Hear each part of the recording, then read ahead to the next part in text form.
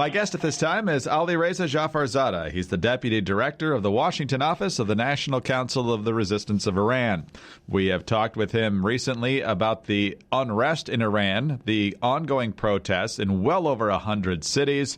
We're not hearing a lot about it in the mainstream media because the Iranian government has cut off internet access, and Western media is very restricted there as well. And so what we do know from Alireza's sources is that well over 100 people, and in some cases it's believed to be over 1,000 people now have been killed, many more than that injured, and many more than that arrested. So we want to know exactly where things stand as best as we can tell. And Alireza, thanks for being with us. Thank you so much, Greg. Really appreciate being on your show all the time. Well, based on the best information you have, how strong are the protests still going on, and how brutal has this crackdown been?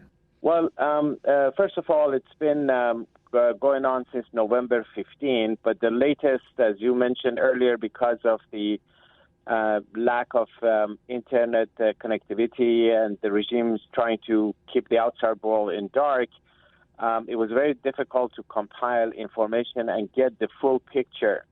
But from whatever we have already, our information shows that the protests were involved in all 31 provinces of Iran. It included 189 cities. That's close to 200 cities. That's a very, very broad nationwide protest act by the people. And the regime fought back with absolute brutality and unjustifiable use of force by simply opening fire on the defenseless, unarmed, peaceful demonstrators who just wanted nothing but the freedom and their rights, and they wanted to end the bloodshed and end the corruption and the plundering of their wealth. So far, our information shows that over 1,000 people have been killed, most of them very young people, as young as 13, 14, many women and young girls among them, and over 4,000 have been injured, at least 12,000 have been arrested. The arrests are continuing every day. The regime, just after identifying the protesters and through gathering information, cameras and all of that, they go and arrest more and more of those people. We have been able to prepare a list of those who have been killed with their pictures and their identities, and the list is constantly being compiled. As of today, we have 350 names and pictures and details all over the country, and it's stunning how, most of them are very young, and these are people who have really entirely given up on the system, and they feel the only way to bring about change, the only way left for the people is through revolt, all-out revolt against the repressive rulers of Iran. And the people, after being confronted with fire and attacks and tear gas and all of that, and then firing directly at them, many of the people attack the centers of repression, like the headquarters of Revolutionary Guards or the Basij.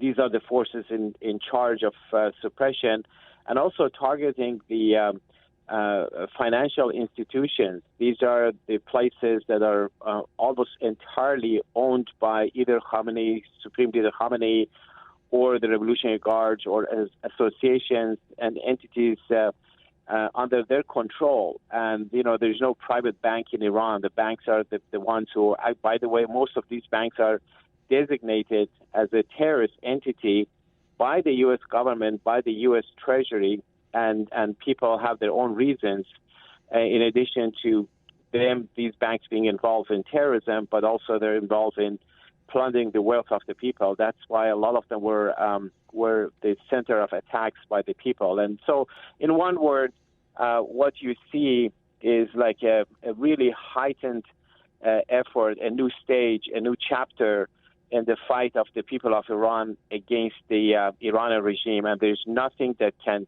stop it, no matter how much repression the regime exerts against the population, no matter what they do to cut off the people of Iran from the outside world.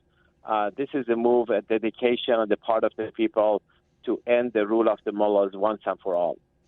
We're speaking with Alireza Jafarzadeh of the National Council of Resistance of Iran. And Alireza, we talked about the challenge of getting information out and even more so getting images or video out of the repression going on as well as the protests. But you mentioned that the fiercer the repression, the stronger the protests seem to become.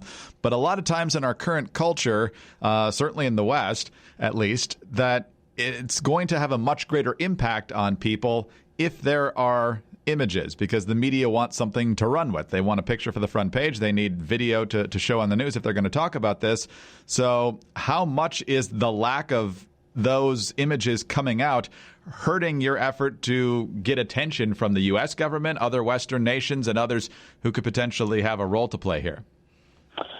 That's an important point you raised, Greg, and that's the reason, at least part of the reason, that the Iranian regime has cut off in an unprecedented way the internet all over the country. Imagine just like a day after the protests started, the regime cut off internet everywhere in the country and trying to keep people in dark outside of Iran, but also disrupt the communications among the populations inside the country, among the protesters.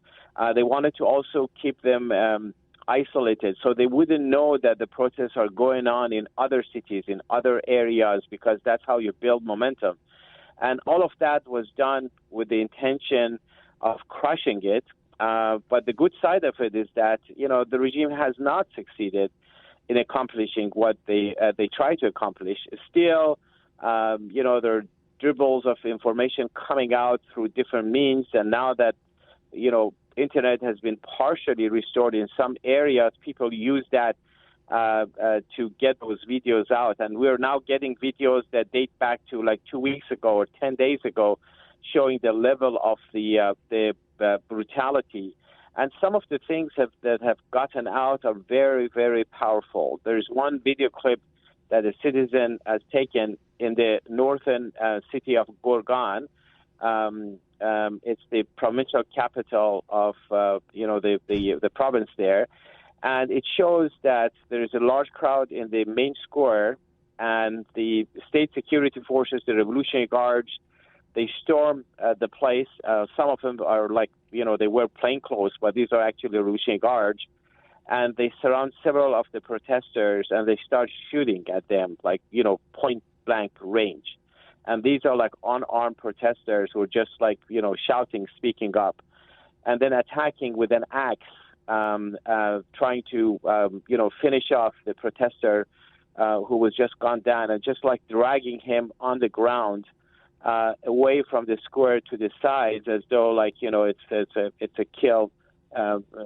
Whatever. It's just so gruesome.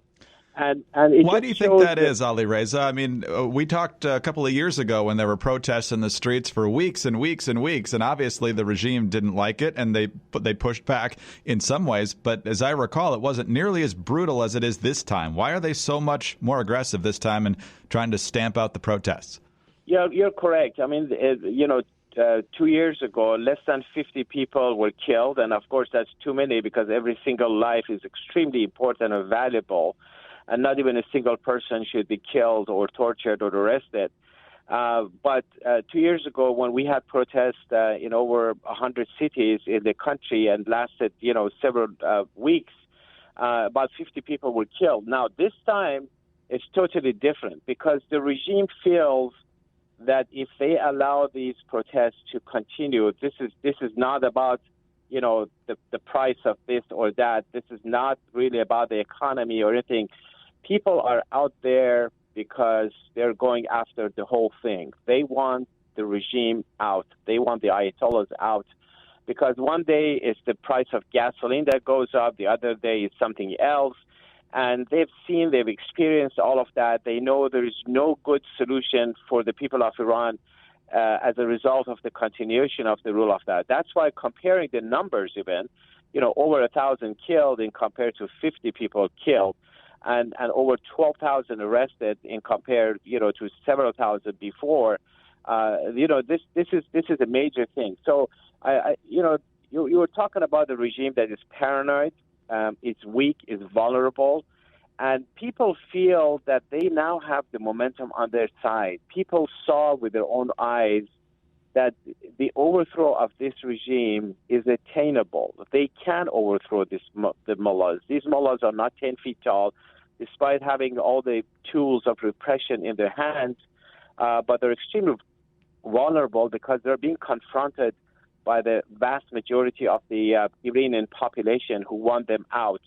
And it shows that the people are willing to pay the price, and they're just like, this is the end of it. And that's why, even though the numbers of the killings are so high, but this is not going to deter the population. It also shows that the situation is not going to go back to the status quo, that every time actually we have a new round of protests and demonstrations in Iran, it goes like at least one notch or two higher, and it gets like more and more focused on the core of the regime, which is like the overthrowing the entirety of it.